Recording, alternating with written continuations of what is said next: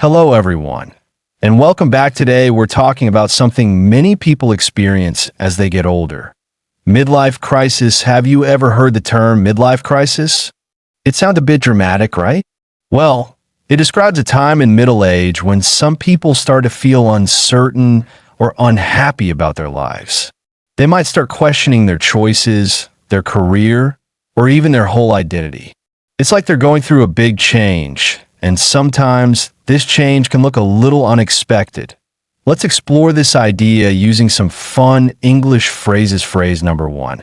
A blast from the past. Imagine someone going through a midlife crisis. Suddenly, they might start doing things they did when they were much younger.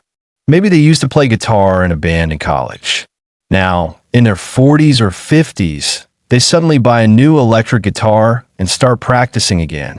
You could say, wow, his new hobby is a blast from the past. It means something from their younger days that has suddenly reappeared in their life. It's like a memory that comes back in a strong and exciting way. Next phrase, what gives? This is a very useful question when you're confused or surprised by something. Let's say you see your neighbor, who always wore very formal clothes for work, suddenly wearing colorful, trendy outfits and riding a motorcycle. You might ask yourself, what gives? It's like asking, what's going on? What's the reason for this sudden change? It shows you're curious and maybe a little puzzled by the situation. Phrase number three, splurge on. When someone is having a midlife crisis, they might start to splurge on things. To splurge means to spend a lot of money on something you don't really need, but you really want, especially as a treat. For example, someone might suddenly splurge on a very expensive sports car, even if their old car was perfectly fine. Or they might splurge on a luxury vacation. It's about spending money more freely than usual, often on things that are a bit extravagant. Phrase number four, go way back. Sometimes when people are in midlife crisis, they reconnect with old friends or revisit places from their past. You might say, they go way back, referring to their friendship. Go way back means to have known someone or something for a very long time.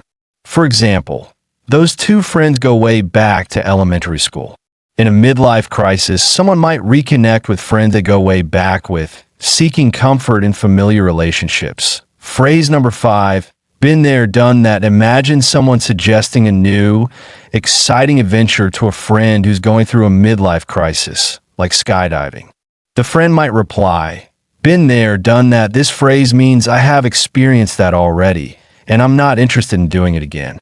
It's a way of saying you're not impressed or that you've moved past that stage.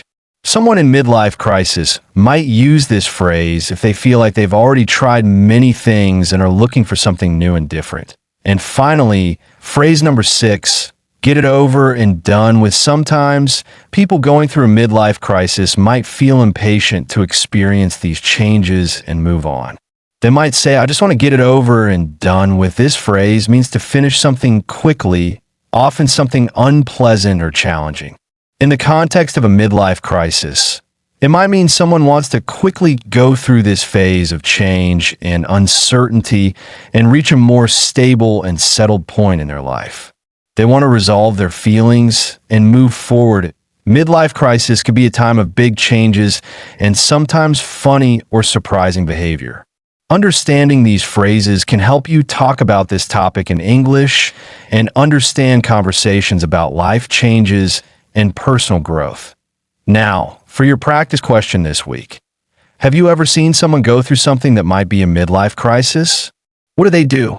And using one of our phrases today, how would you describe it? Think about this in English and maybe share your thoughts with a language partner. That's all for today. Join us next week for more useful English and interesting topics. Keep practicing and have a fantastic day.